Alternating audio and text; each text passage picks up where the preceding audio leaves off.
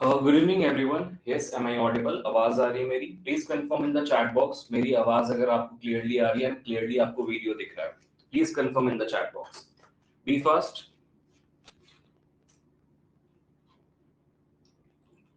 Yes sir. Okay, okay fine. आज से हम लोग स्टार्ट करने वाले हैं अपना डिस्क्रीट मैथ्स का सिलेबस। आप सबको एज पता होगा, बेसिकली आज से जो भी सिलेबस हम स्टार्ट करने वाले थे इंजीनियरिंग की, तीन सब्जेक्ट्स की मैंने आपको तीन चॉइसेस दिए थे। सबसे पहला ऑप्शन था आपके पास ऑब्जेक्ट ओरिएंटेड प्रोग्रामिंग का, दूसरा डेटा स्ट्रक्चर का, एंड तीसरा था हमारा डिस्क्रीट मैथ्स का। आप में से ज्यादा लोगों ने बोला डिस्क्रीट मैथ्स को स्टार्ट करने के लिए, but at the same time हम तीनों सब्जेक्ट्स पे उतना ही फोकस करने वाले हैं। कंप्यूटर ग्राफिक्स पे थोड़ा कम हमारा ध्यान होगा। मैंने आप सबको लास्ट लेक्चर में, इंट्रोडक्शन लेक्चर में भी बताया था कि मैं बेसिकली आपको एक हफ्ते में 2 दिन आपका ऑब्जेक्ट ओरिएंटेड प्रोग्रामिंग लूंगा, 2 दिन डेटा स्ट्रक्चर लेने वाला हूं, और बाकी के 2 दिनों में मैं आपका 3 दिनों में मैं डिस्क्रीट मैथ्स को लूंगा। डिस्क्रीट मैथ्स मैंने 3 दिन इसलिए अभी फिलहाल रखा है क्योंकि ये सब्जेक्ट आपके लिए थोड़ा नया है। इसके लिए आपको स्टार्टिंग में ज्यादा एफर्ट्स डालने पड़ेंगे, स्पेशली जब हमारे पास कैलकुलेशन आएंगे तो। आप सब कैलकुलेशन से बहुत दूर आ चुके हैं अभी। आप सब कैलकुलेशंस के साथ अवेयर बिल्कुल भी नहीं है, चाहे वो कैलकुलेशन बहुत ही सिंपल क्यों ना हो। अलजेब्रिक कैलकुलेशन हो सकती है, बेसिक सेट के ऑपरेशंस हो सकते हैं, बट वहां पे गलतियां होंगी आपसे क्योंकि आप सब अभी प्रैक्टिस में नहीं है। ये बहुत इंपॉर्टेंट है कि आप इस सब्जेक्ट को बहुत ही सीरियसली लें। मैं एक बार वापस रिपीट कर देता हूं जो हमारा पैटर्न होने वाला है इस कोर्स में। फर्स्ट, जो हमारा 2 दिन होने वाला है ऑब्जेक्ट ओरिएंटेड प्रोग्रामिंग के लिए होगा 2 डेज वीक में। जैसा मैंने आपको कल भी बताया था आप सभी को कि मैं अभी हफ्ते में 7 डेज आपका क्लास लेने वाला हूं क्योंकि इनसेम का सिलेबस हमें जल्दी कंप्लीट करना है। जो आपका डेटा स्ट्रक्चर होगा, डीएस होगा, वो भी 2 दिन होगा हफ्ते में। और आपकी डिस्क्रीट मैथ्स जो होगी वो 3 डेज होगी। राइट, मतलब अभी से लेकर इस हफ्ते में 3 दिनों तक हम डिस्क्रीट मैथ्स को कवर करने वाले हैं। मैंने एक स्ट्रक्चर बनाया है आपके सिलेबस का, आज रात तक आपको मैं वो पीडीएफ फाइल भेज दूंगा। डे वाइज वहां पे मैंने लिखा है क्या कवर करना है हमें, और उसमें मैंने बहुत कम से कम पॉइंट्स को एक दिन में लिया है ताकि आप उन सारे पॉइंट्स को स्पेशली मैथ्स के लिए प्रैक्टिस कर पाएंगे। तो डिस्क्रीट मैथ्स को कवर करना आपके लिए बहुत आसान हो जाएगा अगर आपने उस पीडीएफ फाइल को फॉलो किया। उसमें मैंने बहुत छोटे छोटे पॉइंट्स को लिखा है, पर डे के हिसाब से हम बहुत कम चीजें वहां पे कवर करने वाले हैं। मैथ्स के लिए मैं यूज करूंगा डिजिटल बोर्ड को। यहाँ पे मैं आपको मैथ्स पढ़ाऊंगा, जितनी भी कैलकुलेशंस होंगी वो सारी चीजें हम लोग यहाँ पे देखेंगे, डिटेल्ड में समझेंगे। आप और मैं बहुत सारे क्वेश्चंस को सॉल्व करेंगे। आप सब लोग एक नोटबुक और पेन के साथ कभी भी बैठेंगे डिस्क्रीट मैथ्स के लिए, क्योंकि हम लोग बहुत सारे क्वेश्चंस की प्रैक्टिस भी करेंगे from the very first lecture, क्योंकि मैथ्स जो है वो प्रैक्टिस का, और मिनिमम हमें इसमें 1 हफ्ता लगेगा वार्म अप होने में। ये सब्जेक्ट जो है ना, अगर मैं आपको बताऊं डिस्क्रीट मैथ्स का जो पेपर है, ये एग्जैक्टली मैथ्स है भी नहीं। मैथ्स हमारे पास 2 तरह के होते हैं। अगर आपने मैथ्स के बारे में समझा है तो मैथ्स हमें 2 तरह से मैथ्स पढ़ाए जाते हैं। अगर मैं मैथ्स के बारे में आपको बताऊं तो मैथ्स में आपको सबसे पहला जो मैथ होता है, मैथ की जो कैटेगरी होती है जिसको हम कहते हैं डिस्क्रीट। डिस्क्रीट और दूसरी जो कैटेगरी होती है जिसको हम कहते हैं कंटिन्यूअस। अब इस दोनों ही वर्ड से आप पहले भी अवेयर हैं। ऐसा ये दोनों में से ऐसा कोई भी वर्ड नहीं जिससे आप पहले अवेयर नहीं है। जब आपने सिग्नल के बारे में पढ़ा था डेटा कम्युनिकेशन में, तो आपने discrete signal and continuous signal के बारे में कवर किया होगा। डिस्क्रीट का मतलब होता है एक फिक्स वैल्यू, एक सर्टेन पॉइंट पे उसकी फिक्स वैल्यू होगी। मतलब ये जो डिस्क्रीट है ये नंबर्स का गेम है। यहाँ पे हम मोस्टली नंबर्स के बारे में बात करते हैं। नंबर्स का गेम है, ग्राफ का गेम है, चार्ट का गेम है। बट कंटिन्यूअस जो होता है, कंटिन्यूअस डेटा का मतलब ये होता है कि किसी भी सर्टेन पॉइंट पे इसकी वैल्यू से एक फिक्स वैल्यू नहीं होती है। तो मैथ्स में जो डिस्क्रीट मैथ्स होती है वो मोस्टली नंबर्स के साथ, ग्राफ के साथ, सेट्स के साथ, चार्ट के साथ डील करती है। और जो हमारी कंटिन्यूअस मैथ होती है बेसिकली इंजीनियरिंग के लिए, वो होती है हमारी कैलकुलस, जो आपने मे बी 10th 12th में पढ़ा होगा कैलकुलस, जिसमें हम डिफरेंशियल कैलकुलस, इंटीग्रेशन, डिफरेंशिएशन, ये सब चीजें देखते हैं। तो अगर आप डिस्क्रीट मैथ्स को ढंग से देखेंगे ना, तो डिस्क्रीट मैथ्स जो है एग्जैक्टली आपका मैथ्स है भी नहीं। इसमें आपको बहुत सिंपल नंबर थ्योरी के बारे में बताया जाता है। डिस्क्रीट मैथ्स आपको बहुत ज्यादा हेल्प करती है आपके प्रोग्रामिंग में, आपके डेटा स्ट्रक्चर में, आपके सबसे इंपॉर्टेंट रीजनिंग में। मैंने कल के लेक्चर में आप सबको बताया था कि अगर आप जॉब पॉइंट ऑफ व्यू से देखेंगे तो आपको रीजनिंग पे भी उतना ही फोकस करना है। रीजनिंग मैं आपको इस क्लास में नहीं बताऊंगा क्योंकि मैं रीजनिंग नहीं पढ़ाता हूं, बट डेटा जो डिस्क्रीट मैथ्स है ये आपको रीजनिंग में बहुत हेल्प करेगी, क्योंकि यहाँ से हम अपनी लॉजिकल स्किल्स को भी बहुत ज्यादा इंप्रूव करते हैं। तो इस सिलेबस में इस सेमेस्टर में हम कवर करने वाले हैं अपना discrete maths. Discrete maths India के 95% कॉलेजेस में डिस्क्रीट मैथ्स पढ़ाई जाती है। ऑलमोस्ट हर एक कॉलेज में आपको डिस्क्रीट मैथ कवर करना ही करना है। आप में से बहुत सारे बच्चों का भी ये डाउट है कि सर हमें कॉलेज नहीं मिला है या हमारी यूनिवर्सिटी डिसाइडेड नहीं है, तो there is a high probability, 95% chance है कि ये सब्जेक्ट आपके आने वाले सिलेबस में होने वाला है। अगर नहीं भी होगा तो भी आपको बाय एनी चांस, अगर ये सिलेबस में नहीं होता तो भी आपको ये बहुत बहुत बेनिफिट करने वाला है, क्योंकि ये सब्जेक्ट बहुत बहुत इंपॉर्टेंट है। अगर हम एक सिलेबस को फॉलो करेंगे तो मैं पर्सनली यहाँ पे फॉलो करने वाला हूँ महाराष्ट्र में सबसे ज्यादा फॉलो किया जाने वाला syllabus, that is Pune university. मैं एसपीपीयू की सिलेबस को फॉलो करूंगा। एसपीपीयू का मतलब क्या हो गया, हमारा पुणे यूनिवर्सिटी। पुणे यूनिवर्सिटी का सिलेबस बहुत ही वेल डिजाइन सिलेबस है, जो ऑलमोस्ट हर एक दूसरे यूनिवर्सिटी से टैली करता है इंडिया के। तो अगर आपने ये प्लेलिस्ट को और इस कोर्स को फॉलो किया तो आप ऑलमोस्ट हर कॉलेज के एग्जाम के लिए प्रिपेयर इजी वे में हो जाएंगे। ठीक है। अब जैसा मैंने आपको लास्ट लेक्चर में भी बताया था कि हमारी जो एग्जाम होती है इंजीनियरिंग की, वो दो पार्ट में होती है। सबसे पहली पार्ट हमारी है एनसेम एग्जाम जो 30 मार्क्स के लिए होगी, और दूसरा होगा हमारा एंडसेम पेपर। इनसेम एग्जाम में पहले 2 यूनिट आपको पूछे जाते हैं और एंडसेम एग्जाम में आपको लास्ट के 4 यूनिट्स आते हैं। एक बार मैं आपको वापस रिपीट कर दूं, इनसेम एग्जाम में जो 2 यूनिट्स आपको पूछे जाएंगे ये चैप्टर्स आपके एंडसेम में नहीं होने वाले। तो अगर आपने ये 2 चैप्टर्स को अच्छे से कवर किया है तो ये एंडसेम में बहुत कंट्रीब्यूट करेंगे। अगर आपको 30 मार्क्स में से, क्योंकि ये 2 चैप्टर बहुत आसान होते हैं, बहुत बहुत सिंपल है, मैक्सिमम अगर हमने इसको बहुत स्लो भी किया तो ये 2 यूनिट को कवर करने में 15 टू 20 डेज का टाइम लगेगा। बट अगर आपने इन 2 यूनिट्स में से, जस्ट इमेजिन कि अगर आपने इन 2 यूनिट्स में से 28 या 27 मार्क्स को भी स्कोर कर लिया तो आपका जो ओवरऑल परसेंटेज है वो यहां से बहुत इंक्रीज होगा। अगर आपके एंड सेम में जो 70 मार्क का पेपर, अगर आपको उसमें थोड़े कम मार्क्स भी आएंगे तो आपका ये जो मार्क्स है ये आपके ओवरऑल कलेक्टिव रिजल्ट को बढ़ाएगा। तो ये बहुत इंपॉर्टेंट है कि आप इनसेम पे और एनसेम और एंडसेम दोनों पे ही फोकस करें। जनरली आपने देखा होगा कि एनसेम में बच्चे ज्यादा सीरियसली एग्जाम को लेते नहीं है, उनको लगता है कि 30 मार्क का पेपर है, क्या ही होगा। बट अगर आप ढंग से देखोगे तो जो किसी भी सब्जेक्ट के जो पहले 2 चैप्टर्स होते हैं, पहले 2 या 3 चैप्टर्स बहुत सिंपल होते हैं, बहुत बेसिक से स्टार्ट किया जाता है।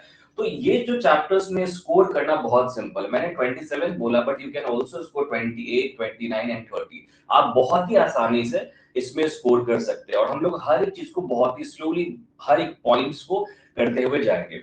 मैथ्स में, डिस्क्रीट मैथ्स में आपका चैप्टर 1 जो है, सबसे पहला चैप्टर जो वो है set theory and logic, and दूसरा चैप्टर है आपका रिलेशंस एंड फंक्शंस। अब ये जो सेट थ्योरी एंड लॉजिक है, मैथ आपको पता है कि बहुत ही एग्जैजरेटेड है, मतलब बहुत बड़ा सिलेबस है मैथ का।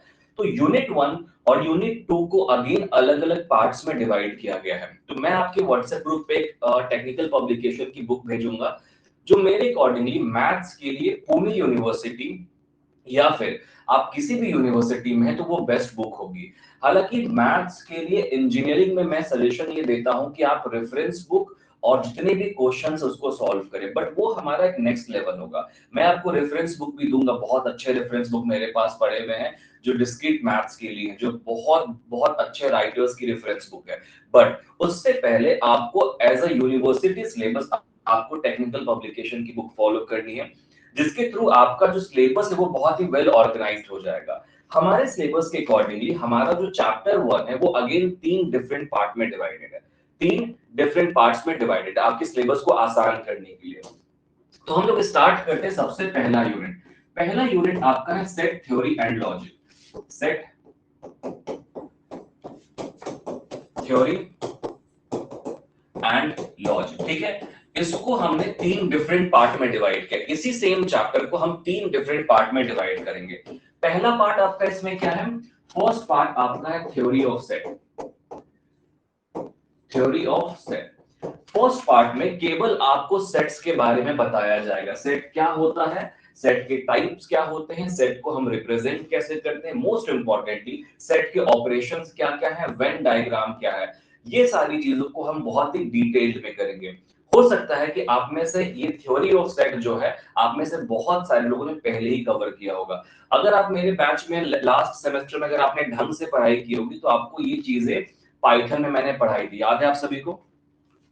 यस, याद है आप सभी को? पाइथन में मैंने आपको सेट बताया था, ऑपरेशंस ऑफ सेट बताया था, यूनियन, इंटरसेक्शन, सिमेट्रिक डिफरेंस और सिमेट्रिक डिफरेंस, याद आया?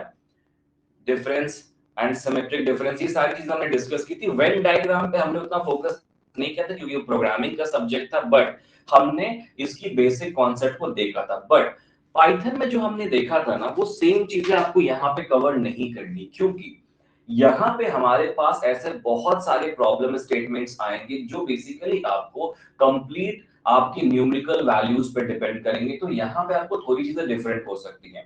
पहला पार्ट आपका है पार्ट नंबर 1 जो है आपका थ्योरी ऑफ सेट्स। दूसरा पार्ट आपका यहाँ पे होता है जिसको हम लोग कहते हैं प्रोपोजिशनल कैलकुलस या प्रोपोजिशनल लॉजिक, राइट? जहां पे आपको बेसिकली अलग अलग प्रोपोजिशनल थ्योरम्स के बारे में कवर करना है, देन लॉजिक्स के बारे में आपको यहाँ पे कवर करना है। तो जो दूसरा पार्ट है हमारा, सेकेंड पार्ट है, that is your prepositional calculus, prepositional logic आप इसको कह सकते हैं। ठीक है, तो नेक्स्ट पार्ट हमारा क्या है? Prepositional calculus.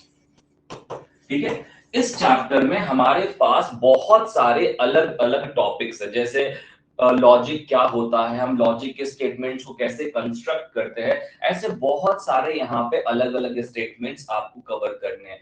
ट्रुथ टेबल क्या है, नेगेशन क्या, मतलब डिफरेंट टाइप की चीजें जो लॉजिक बिल्डिंग में हेल्प करती है वो आपको यहाँ पे कवर करनी है। ठीक है, ये आपका सेकेंड पार्ट है। और थर्ड पार्ट जो है वो बहुत सिंपल है, बहुत छोटा सा पार्ट है, जिसको हम कहते हैं मैथमेटिकल इंडक्शन। Mathematical induction.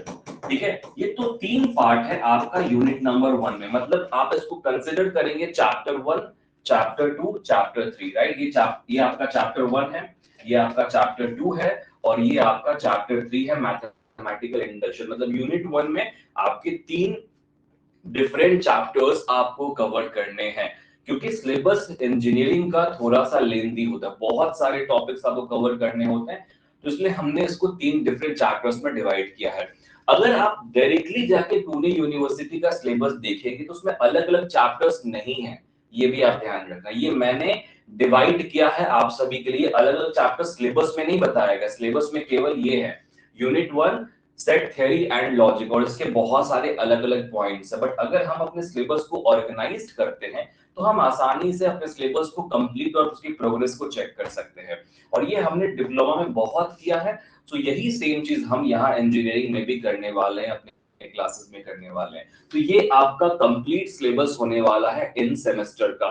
जो हमारा पहला एग्जाम होता है यूनिवर्सिटी में, उसका यूनिट 1 और यूनिट 2 का सिलेबस आपका ये होने वाला है। तो आज हम लोग स्टार्ट करेंगे अपना यूनिट नंबर 1 का चैप्टर नंबर 1, जिसका नाम है थ्योरी ऑफ सेट, मतलब पार्ट 1 थ्योरी ऑफ सेट, जिसमें आपको सेट्स के बारे में सारी चीजें पढ़ाई गई हैं। सेट्स क्या होता है, फिर उसके बहुत सारे टाइप, ऑपरेशन, इन सारी चीजों के बारे में हम लोग अपने चैप्टर 1 में, दैट इज पार्ट 1 में बात करेंगे। ठीक है, तो मैं बहुत बेसिक से स्टार्ट करता हूं। सबसे पहले हम लोग बात करते हैं कि सेट क्या होता है, राइट? अब चाहे हम बात करें मैथ्स की या हम बात करें प्रोग्रामिंग की, हम किसी भी टॉपिक की बात करें, सेट का मतलब कभी चेंज नहीं होगा। ठीक है, हम बात करेंगे अगर रियल वर्ल्ड की, अगर हम बात करेंगे प्रोग्रामिंग की, या फिर अगर हम बात करेंगे डिस्क्रीट मैथ्स की, तो सेट का मतलब कभी भी चेंज नहीं होगा, राइट? सबसे पहले हम लोग डिस्कस करेंगे सेट होता क्या है। एक सेट हम किसको कहते हैं, बहुत सिंपल लैंग्वेज में आप सब मुझे बताओ कि सेट से आप क्या समझते हैं in real world. Forget programming, programming को भूल जाओ, डिस्क्रीट मैथ्स को भी भूल जाओ फिलहाल अभी के लिए। आप जस्ट मुझे ये बताओ कि अगर हमने कहा नॉर्मल सेट, कि सेट ऑफ डैश, जैसा हमने कहा सेट ऑफ डैश, कुछ नहीं, यहाँ पे कुछ भी हो सकता है, set of book, set of toys, set of fruits, set of notebooks, anything, it can be anything. तो ये सेट का, ये जो सेट वर्ड है, इसका मतलब क्या हुआ? सिंपल मतलब आप इसको कैसे बताएंगे? Yes collection of things. Yes, very good. इसका सिंपल मतलब होता है कलेक्शन, राइट? इसका और कुछ मतलब नहीं है, इसका मतलब है collection of things, right? Set represents a collective entity, मतलब जो सेट का मतलब ये है कि जहां पे हम एक से ज्यादा चीजों के बारे में बात करते हैं, कलेक्टिव चीजों के बारे में बात करते हैं, हम उसको सेट कहते हैं। Set of numbers, set of natural numbers, set of whole numbers, set of real number, set of positive numbers, set of negative numbers, set of books, set of toys, set of pencils, मतलब जहां पे भी वैसी presentation जहां पे आपको collection दिख रहा है, नंबर ऑफ आइटम्स दिख रहे हैं, हम उसको सेट का नाम देते हैं। सेट के अंदर हमारे किसी भी टाइप के डेटा हो सकते हैं, ये कोई जरूरी नहीं है कि सेट के अंदर केवल नंबर्स होंगे, आपके ऐसा कोई नहीं, सेट ऑफ स्टूडेंट्स भी हो सकते हैं। फॉर एग्जांपल मेरे स्टूडेंट्स जो जिनका इलेक्टिव सब्जेक्ट पीएचपी है, तो वो set of elective subjects, set of PHP students होंगे जिनका इलेक्टिव सब्जेक्ट पीएचपी है, सेट ऑफ स्टूडेंट्स जिनका इलेक्टिव सब्जेक्ट पीएचपी है। तो बेसिकली सेट ऑफ स्टूडेंट्स का मतलब ये हुआ कि वैसे कोई भी ऑब्जेक्ट, किसी भी कलेक्शन ऑफ ऑब्जेक्ट को हम सेट कहते हैं जहां पे हमारे पास एक से ज्यादा मेंबर्स मौजूद होते हैं। तो अगर हमें सेट को डिफाइन करना हुआ तो हम सेट को कैसे डिफाइन करेंगे? अगर हमें सेट को डिफाइन करना हुआ तो सेट का डेफिनेशन जो है बहुत सिंपल लैंग्वेज में होगा कि a set is a collection of well defined object. क्या है? a set is a collection of well defined object, right? यहाँ पे मैं लिख देता हूं, a set is a collection of well defined object, right? अब ये वेल डिफाइंड ऑब्जेक्ट का मतलब क्या? क्योंकि जब हम सेट के अंदर किसी भी ऑब्जेक्ट्स को डिफाइन करते हैं ना, वो वेल डिफाइंड होने चाहिए। दैट मींस कि उनका एक मतलब होना चाहिए। जैसे फॉर एग्जांपल आप ऐसा डिफाइन करते हैं, मान लेते हैं यहां पे मैं ए लिखता हूं, A is a set of positive number greater than 10। ये एक सेट रिप्रेजेंटेशन। अब सेट रिप्रेजेंटेशन के बारे में मैं आपको आगे जाके बताऊंगा, बट अभी के लिए बस इसको समझो कि ए जो सेट हमारा है, ए सेट जो है, it is a set of positive numbers जिसकी वैल्यू 10 से बड़ी होनी चाहिए। अब हम इसको ऐसे भी तो लिख सकते हैं ना, सेट रिप्रेजेंटेशन कैसे करते हैं? ऐसे करते हैं ना, ए कर्ली ब्रैकेट 2 4 6 8 10, ऐसे। ये सेट ऑफ इवन नंबर हो गया, 2 4 6 8 10, एक सेट ऑफ इवन नंबर्स जिसकी वैल्यू 10 से छोटी होनी चाहिए। ये एक सेट रिप्रेजेंटेशन हो गया। अब इसी सेट रिप्रेजेंटेशन को हम ऐसे भी लिख सकते हैं, देखो ऐसे भी लिख सकते हैं, A is true for A is even। ऐसे भी लिख सकते हैं कि A एक इवन नंबर है। सो सेट की रिप्रेजेंटेशन आप जैसे चाहें आप वैसे कर सकते हैं। सेट की रिप्रेजेंटेशन का कोई ऐसा एज सच कोई स्पेसिफिक रूल नहीं है सेट की रिप्रेजेंटेशन का, कि सेट को हम एक ही तरह से दिखाएंगे। सेट को हम स्टेटमेंट में भी लिख सकते हैं, सेट को हम नंबर्स के फॉर्मेट में भी लिख सकते हैं, सेट को हम कर्ली ब्रैकेट के अंदर भी लिख सकते हैं, सेट को हम रेंज में भी डिफाइन कर सकते हैं कि n1 से लेकर n2 तक। तो बेसिकली सेट, जो बेसिक चीज है सेट के बारे में आपको समझनी है कि set is a set of well defined object. A set is a collection of well defined object. जब हम सेट की बात करते हैं तो सेट जो होता है कलेक्शन होता है हमारे well defined object का। वैसे ऑब्जेक्ट जो well defined है, मतलब जिनका मतलब फिक्स है। अगर हमने कहा कि A is a set of positive number, तो उसके अंदर जितने भी ऑब्जेक्ट्स हमारे होंगे वो सारे पॉजिटिव ऑब्जेक्ट्स होंगे। अगर हमने कहा a set is a collection of negative number, तो उसमें जितने भी होंगे सारे नेगेटिव होंगे। अगर हमने इवन कहा, अगर हमने ऑड कहा, तो वो सारे नंबर्स जो हैं वो ऑड या फिर इवन होंगे। तो इसको हम लोग सेट के डेफिनेशंस के थ्रू जानते हैं। अब सेट में हम जनरली अलग अलग सिंबल्स को इस्तेमाल करते हैं। जैसे अगर हम सेट के सिंबल्स की बात करेंगे तो इन जनरल जो सेट रिप्रेजेंटेशन होती है वो कुछ इस तरीके से होती है। ये आपके सेट का नाम हो गया, ठीक है, और यहाँ पे कर्ली ब्रैकेट के अंदर आपका एक्चुअल डेटा होता है। ये जो कर्ली ब्रैकेट आपको दिख रहा है, इसके अंदर आप अपने सेट के डेटा को लिखेंगे। बट अगर आप प्रोग्रामिंग की बात करेंगे तो आप प्रोग्रामिंग में ऐसे लिख देते हैं 10 20 30 40 समथिंग लाइक दैट। आप इस तरीके से सेट को प्रोग्रामिंग में डिफाइन कर देते हैं, बट मैथ्स में सेट को डिफाइन करने के और सेट को रिप्रेजेंट करने के हमारे पास और भी तरीके होते हैं। सो सबसे पहले हम लोग ये देखते हैं कि हम सेट को रिप्रेजेंट कैसे करते हैं। ठीक है, सेट को रिप्रेजेंट करना आपको इंपॉर्टेंट है, या इसको आप ऐसे भी समझ सकते हैं कि आप सेट को डिस्क्राइब कैसे करते हैं, methods of describing the set, right. तो methods of describing the set में आपके पास दो तीन ऑप्शन है। सबसे पहले हम लोग ये देखते हैं methods of describing set। अब इसको आप ऐसे भी समझ सकते हैं, that is methods of set representation, कि हम सेट को डिस्क्राइब कैसे करते हैं या फिर हम सेट को रिप्रेजेंट कैसे करते हैं। ये दोनों में ही सेम चीजें होती है, ठीक है। अब इसमें क्या है, सबसे पहला दो फॉर्मेट आपको कवर करना है यहाँ पे। सबसे पहला फॉर्म आपका आता है जिसको हम लोग कहते हैं रोस्टर फॉर्म, जो आपके सिलेबस का भी पार्ट है, रोस्टर फॉर्म। और दूसरा हमारा होता है स्टेटमेंट फॉर्म, सेट की रिप्रेजेंटेशन का। एक स्टेटमेंट फॉर्म और दूसरा रोस्टर फॉर्म। रोस्टर फॉर्म जो मैंने आपको पहले बताया, रोस्टर फॉर्म का मतलब क्या हुआ, जैसे हमने एक सेट बनाया है, तो set A is equals to 2 4 6 8 10, ये हो गया हमारा roster form, right. Roster form में क्या होता है, जहां पे हमारे सेट के मेंबर्स जो होते हैं 2 4 6 8 10, ये सारे हमारे सेट के डिफरेंट मेंबर्स हैं, तो हम इसको एक कर्ली ब्रैकेट के अंदर डालेंगे, तो हम इसको रोस्टर फॉर्म कहेंगे, राइट।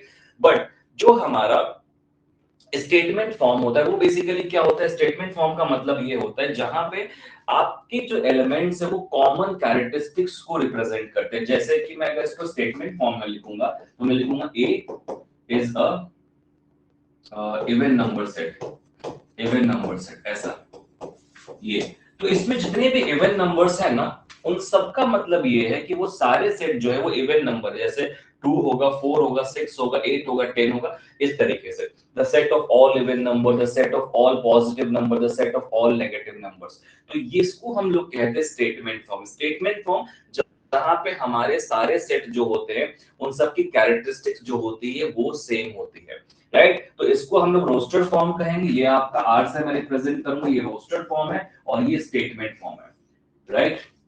ये दोनों अलग अलग फॉर्म है जिसके थ्रू आप सेट को डिस्क्राइब और रिप्रेजेंट कर सकते हैं।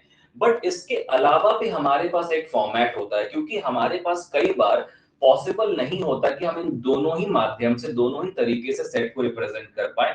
तो कई बार हम काफी कंसाइज वे में सेट को रिप्रेजेंट करते हैं, राइट। कई बार हम बहुत ही प्रिसाइजली सेट को रिप्रेजेंट करते हैं, और बेस्ट तरीका सेट को रिप्रेजेंट करने का ये होता है, देखो अगर मुझे रिप्रेजेंट करना है A is a set of even number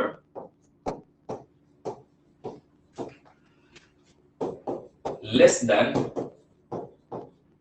10, ये मुझे लिखना है, ठीक है। बट इसको मैं मैथमेटिकल या बहुत ही प्रिसाइजली कैसे लिखूंगा या बहुत ही कॉन्साइज वे में कैसे लिखूंगा, तो मैं इसको लिखूंगा A, अपने सेट का नाम। ध्यान से देखना, इसकी फॉर्मेट को ध्यान से समझना। सबसे पहले मैंने यहाँ पे सेट का नाम लिखा है, ठीक है।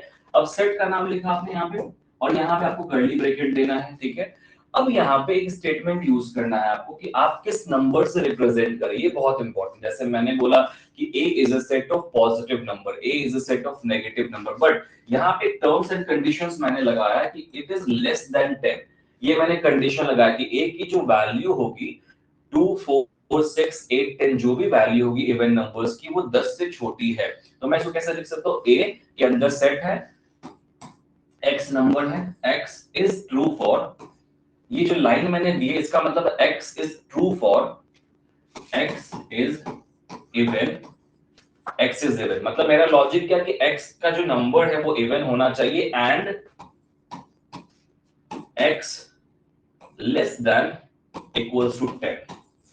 ऐसे इस तरीके से आप इसको रिप्रेजेंट करते हैं, इस तरीके से आप इसको रिप्रेजेंट करेंगे।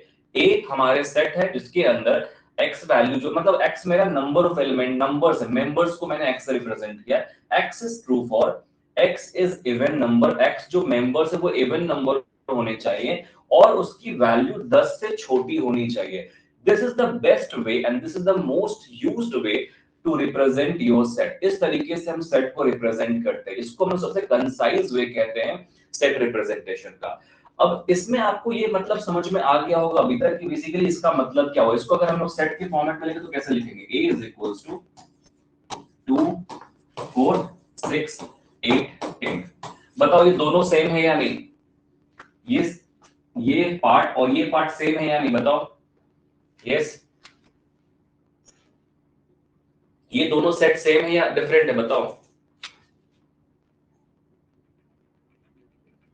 यस, ये दोनों सेट आपको सेम लग रहे हैं या डिफरेंट लग रहे हैं, ये बताओ, देख के बताओ। सेम ही है ना, राइट। यहाँ पे मैंने क्या लिखा, यहाँ पे मैंने x is even and less than 10, मतलब इवन नंबर भी होगा और 10 से छोटा भी होगा। यहाँ पे देखो मैंने क्या लिखा, उसी को मैंने ट्रांसलेट किया। 2 4 6 8 10 ये क्या है, ये इवन नंबर्स, सारे मेंबर्स हमारे इवन नंबर्स और सारे 10 से छोटे या 10 के बराबर हैं।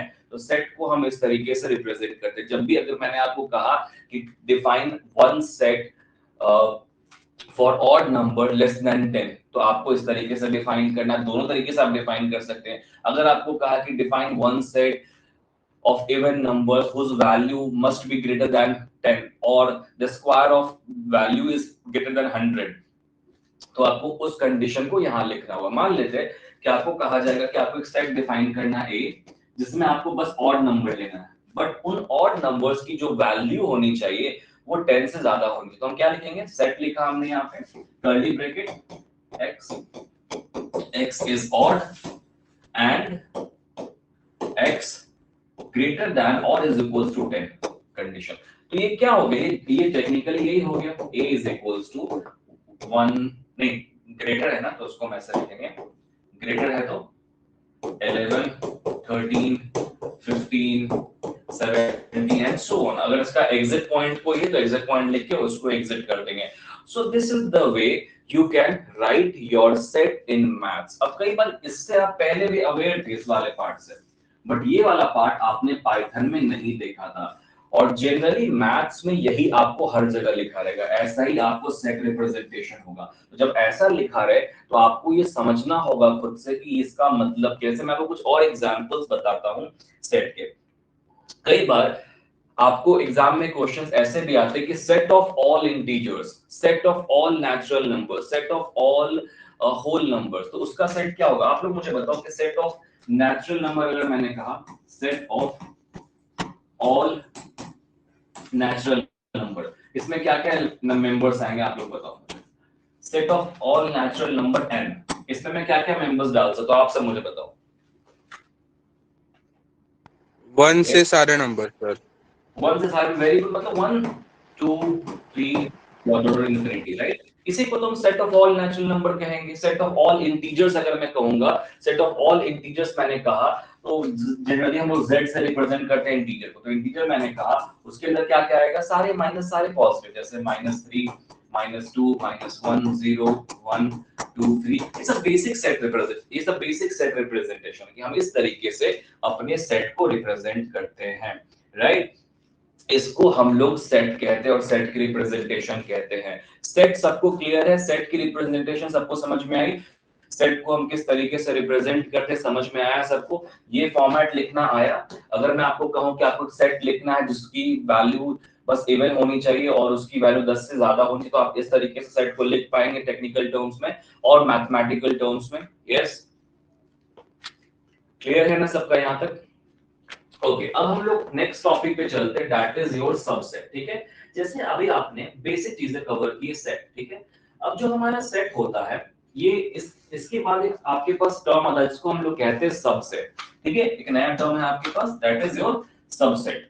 अब देखो, अब जो सबसेट होता है इसको आपको समझना बहुत बहुत सिंपल है। सबसेट, राइट, सबसेट में से आप सबको भूल जाए, सॉरी सेट को भूल जाए, अभी आप सेट को हटा दो दिमाग से। एक नॉर्मल चीज मैं बताता हूं कि अगर मैंने कुछ ऐसा लिखा कि ये एक पार्ट है, नॉर्मल किसी भी ऑब्जेक्ट का एक पार्ट है और इसका एक सब पार्ट है, सब पार्ट है, तो इसको मैं सिंपल लैंग्वेज में कैसे समझूंगा बताओ। अगर if I have an object, ये ऑब्जेक्ट है और इसी का एक सब पार्ट है या सब ऑब्जेक्ट है, तो मैं इसको कैसे समझूंगा बताओ, इसका मतलब क्या होगा एग्जैक्टली सब पार्ट का। यस, बताओ। दैट मीन्स कि जो हमारा सब पार्ट है वो इसी का एक पार्ट है ना, इसका ही निकला हुआ एक पार्ट है। दैट मीन्स कि इसके अंदर जो भी चीजें होंगी वो सब इसके अंदर से ही आया होगा, राइट। इसी को हम सब पार्ट बोलते हैं ना, कि हमने एक पार्ट को डिवाइड किया है तो वो बेसिकली एक सब पार्ट बनता है। तो सबसेट क्या होता है बेसिकली, अगर आप देखोगे यहाँ पे सबसेट को, तो सबसेट एग्जैक्टली क्या है? सबसेट का मतलब होता है कि subset is a set, sorry,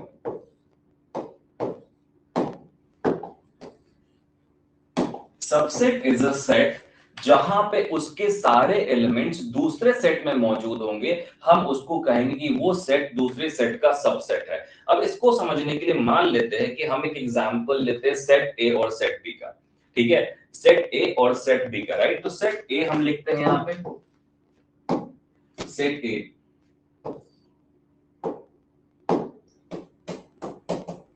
set ए, ठीक है, 1 2 3 ये हमने लिखा, और हमने सेट बी लिखा, 1 2 3 4 5 6, राइट। यहां पे इस सिचुएशन में हम कह सकते हैं कि set A is a subset of set B. क्यों? क्योंकि set A has all the elements जो सेट बी में ऑलरेडी मौजूद है।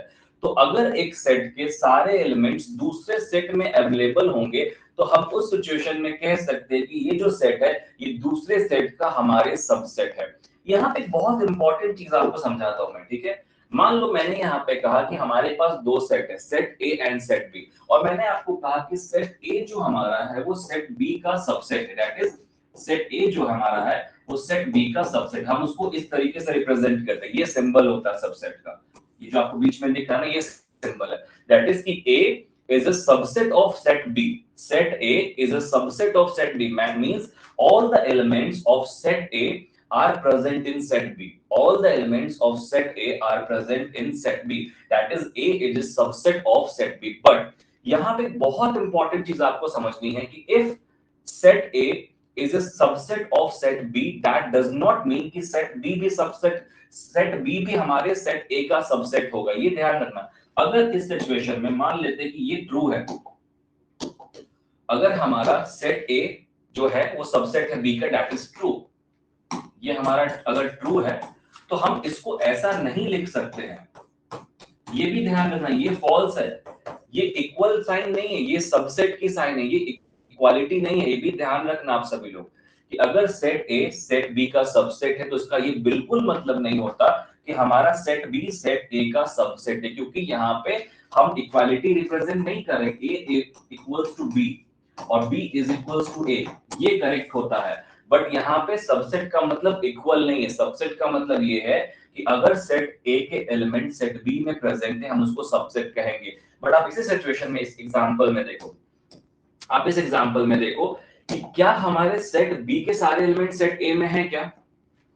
यस, बताओ।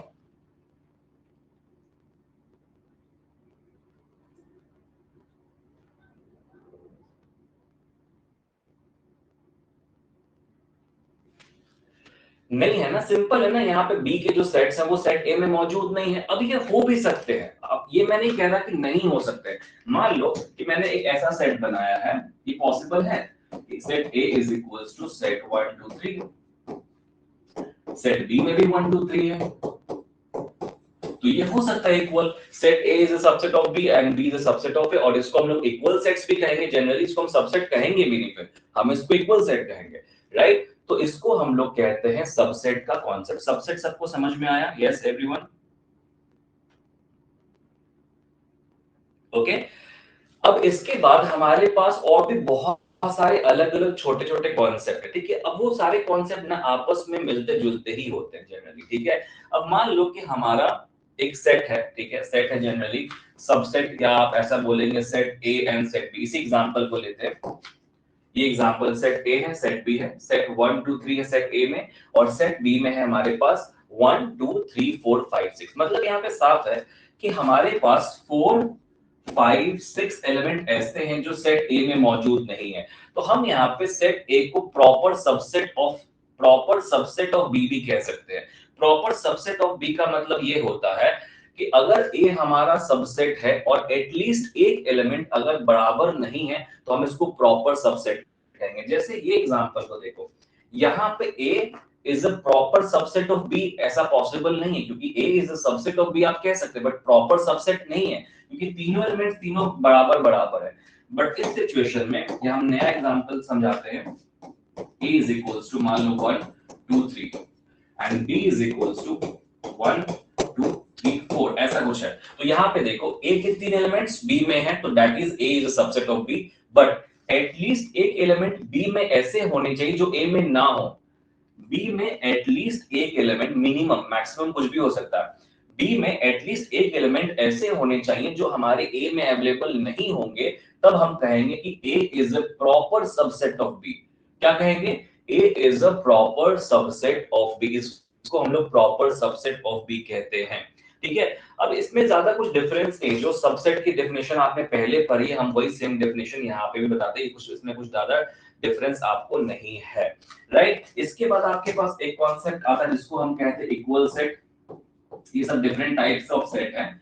इक्वल सेट का मतलब वही हो गया कि अगर दोनों सेट के मेंबर्स सेम है तो हम उसको इक्वल सेट कहेंगे। अगर if set A is a subset of B and B is a subset of A, मान लेते हैं कि A जो हमारा है सबसेट B है and B is a subset of A, तो हम ये कह सकते हैं कि A और B बराबर सबसेट है, राइट। दैट मींस कि हमारे सारे एलिमेंट अगर A वाले B में है और B वाले A में है तो हम उसको कहेंगे ये दोनों जो हमारे हैं ये इक्वल सेट है। ठीक है, तो ये सेट की कुछ बेसिक टाइप्स होती हैं, ये सेट के कुछ बेसिक फंडामेंटल्स होते हैं, रिप्रेजेंटेशन हो गया या डिफरेंट आपके टाइप्स हो गए। इसके बाद भी हमारे पास सेट के और भी टाइप्स होते हैं बेस्ड ऑन द नेचर, जो सेट का नेचर है। जैसे नेचर ऑफ द सेट का मतलब ये होता है, फॉर एग्जांपल हमने हर एक जगह पे पढ़ा है यूनिसेलुलर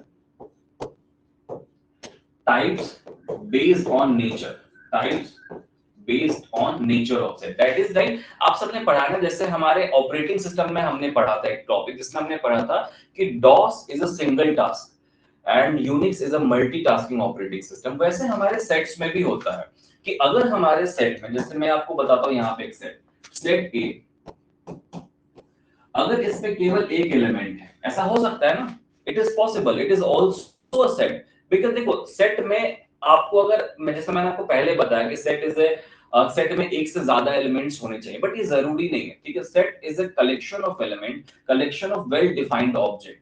बट अब जब हम बात करते हैं कलेक्शन की, मान लो जब हमने इस कलेक्शन वर्ड की बात की तो ऑब्वियस सी बात है कि कलेक्शन में एक से ज्यादा होने चाहिए, बहुत ऑब्वियस है। बट सेट के केस में हमारे सेट के अंदर कुछ नहीं भी हो सकता, आपको पता है सेट ऐसा भी हो सकता है, खाली भी हो सकता है सेट, बिना कुछ को भी हम सेट कहते, तो it is a way of representation. Set generally collection को ही रिप्रेजेंट करता है, बट अगर हमारे सेट में कुछ भी नहीं है या अगर हमारे सेट में एक एलिमेंट है तो हम उसको क्या कहेंगे ये भी आपको पता होना चाहिए। तो इसको हम कहते हैं बेस्ड ऑन द नेचर, और नेचर के बेस पे जो सबसे पहला सेट होता है जिसमें केवल हमारे पास एक एलिमेंट होते हैं उसको हम लोग कहते हैं सिंगलटन सेट। क्या कहते हैं इसको हम लोग? Singleton set.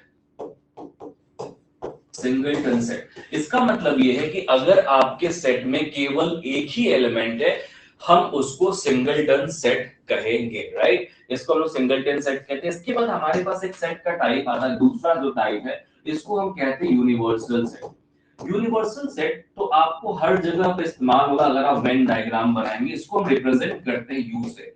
यूनिवर्सल सेट क्या होता है basically? Universal set is the, इसको आप समझिए कि universal set is the parent of all set, मतलब दुनिया के जितने भी सेट है ना वो सब इसके सबसेट होते हैं, इसको हम यूनिवर्सल सेट कहते हैं। इसका हम रिप्रेजेंटेशन कुछ इस तरीके से करते हैं, अगर ये हमारा यूनिवर्सल सेट है इसको हम यू से रिप्रेजेंट कर रहे हैं तो हर एक सेट ए बी सी, ये सेट है ए है बी है सी है डी है ई है, ये सारे सेट इसके सबसेट होंगे, उसको हम लोग यूनिवर्सल सेट कहते हैं। So basically a universal set, और ये कभी भी एम्प्टी नहीं हो सकता क्योंकि इसके अंदर सारे सबसेट होंगे।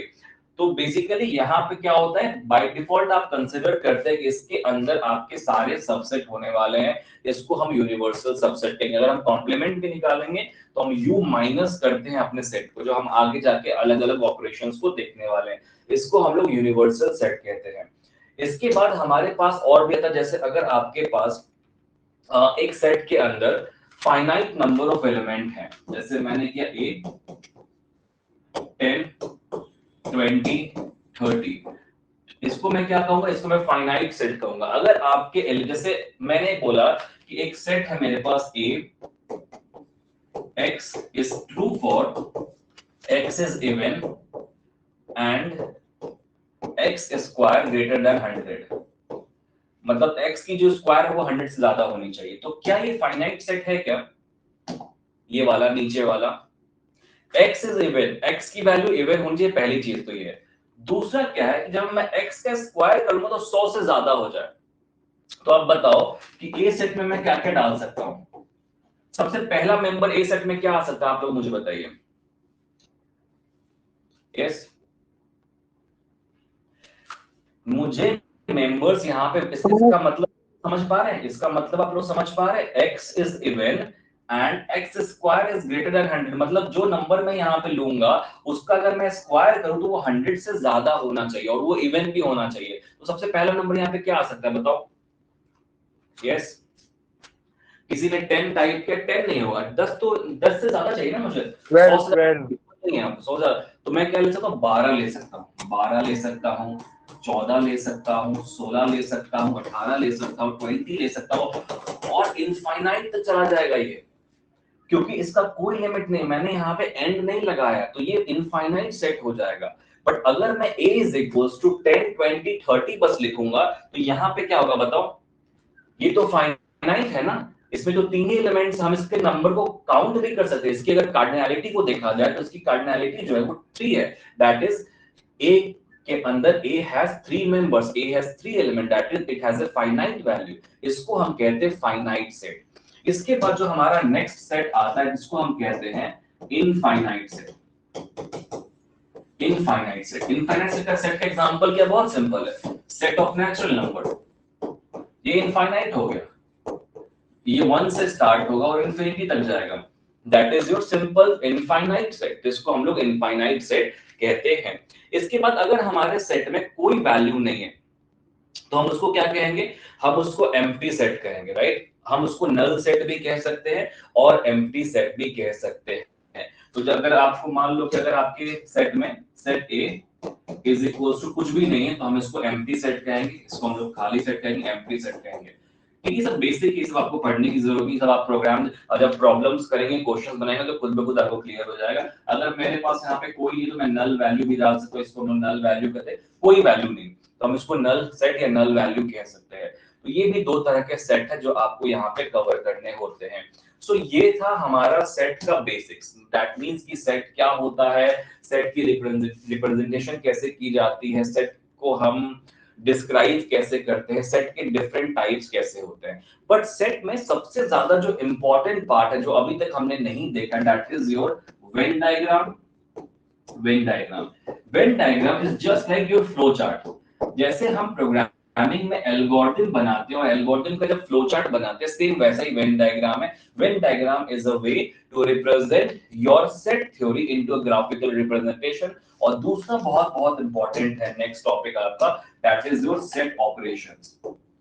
सेट ऑपरेशन, ये दो टॉपिक बहुत इंपॉर्टेंट है। इसके बाद हम लोग अलजेब्रिक थ्योरी पे आएंगे, जहां पे हम लोग कुछ थ्योरम्स, कुछ पहले से बने बनाए रूल्स के बारे में बात करेंगे। बट यहाँ पे सेट ऑपरेशन बहुत इंपॉर्टेंट है, क्योंकि वेन डायग्राम और सेट ऑपरेशंस को मिलाकर आपके पास बहुत सारे क्वेश्चंस बनते हैं जो एग्जाम में पूछे जाते हैं, रियल वर्ल्ड प्रॉब्लम्स बनते हैं, जो क्वेश्चंस हम लोग यहाँ पे भी सॉल्व करेंगे। सेट ऑपरेशंस में यूनियन हमारे पास आता है, इंटरसेक्शन हमारे पास होता है, डिफरेंस या सिमेट्रिक डिफरेंस, इन सारी चीजों के बारे में हम लोग बात करेंगे।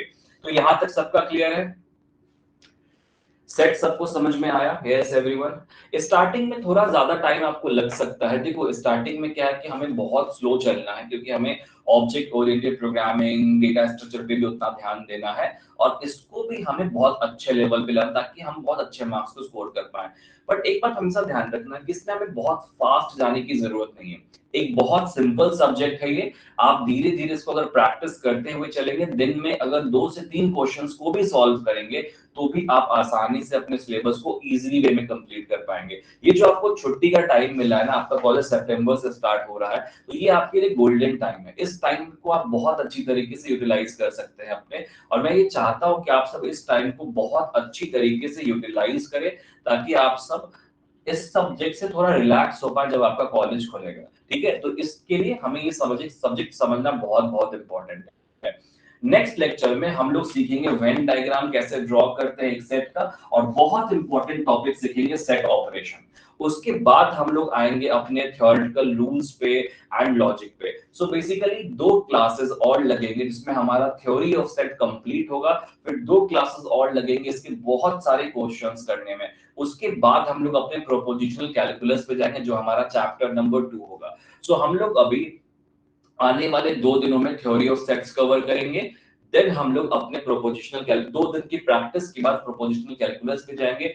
मैं आपको यूनिवर्सिटी के अकॉर्डिंग इसके जो प्रीवियस क्वेश्चंस आए हैं सेट के ऊपर, theory of set, prepositional calculus and relation and function, जो भी इनसेम का सिलेबस है उसके ऊपर मैं आपको बहुत सारे क्वेश्चंस दूंगा जो आपको सॉल्व करने हैं और उसके अकॉर्डिंगली आप एक अच्छा स्कोर कर सकते हैं। राइट, तो यहां तक सबका क्लियर है? यस, यहाँ तक सबको समझ में आया ना टॉपिक हमारा? ठीक है, ओके, राइट। तो आप सेपरेट नोटबुक बना लेना है अपने सेट का, जो भी सॉरी मैथ्स का and data structure and object oriented programming का। तो मिलते हैं हम लोग अपने कल के क्लास में। आपकी क्लास का टाइमिंग यही शाम को 5 बजे ही होगी हर रोज, मंडे टू मतलब 7 डेज अभी होने वाली, मंडे टू संडे आपकी होने वाली क्लासेस। और इसके बाद 2 दिनों बाद थ्योरी ऑफ सेट करने के बाद मैं आपको कुछ क्वेश्चंस दूंगा, आप 2 दिन तक वो सॉल्व करेंगे। तब तक हम लोग ऑब्जेक्ट ओरिएंटेड प्रोग्रामिंग और डेटा स्ट्रक्चर को भी स्टार्ट करने वाले हैं, बिकॉज़ ऑब्जेक्ट ओरिएंटेड प्रोग्रामिंग थोड़ा इजी है बट डेटा स्ट्रक्चर आपको थोड़ा कॉम्प्लिकेटेड लग सकता है, बिकॉज़ बहुत सारे नए-नए एल्गोरिथम्स आपको वहां पे कवर करने हैं और प्रोग्रामिंग है, तो वो आपको थोड़ा सा कॉम्प्लिकेटेड लगेगा, बट इट्स ओके, हम लोग उन चीजों को भी बहुत ही डिटेल में यहाँ पे कवर करेंगे। ओके, चलो मिलते हैं हम लोग अपने नेक्स्ट क्लास में और आगे की चीजों को कंटिन्यू करते हैं। कल का क्लास आप सभी को ज्वाइन करना, बिकॉज़ कल हम बहुत important topic Venn diagram and set operations. Venn diagram बहुत इंपॉर्टेंट है क्योंकि वेन डायग्राम आपके एग्जाम में आने ही वाला है। जब आप सेट के ऑपरेशंस को करते हैं ना, प्रॉब्लम्स को करते हैं, रियल वर्ल्ड प्रॉब्लम को, तो वहां पे you have to draw the Venn diagram. So कल का क्लास आपको मिस नहीं करना, और कल हम लोग क्वेश्चंस की प्रैक्टिस भी करेंगे सेट ऑपरेशन को करने के बाद। तो कल का क्लास आप सबको मिस नहीं करना है, राइट? चलो मिलते हैं हम लोग अपने नेक्स्ट क्लास में। Thank you so much everyone for joining today's class. Bye bye, have a good day.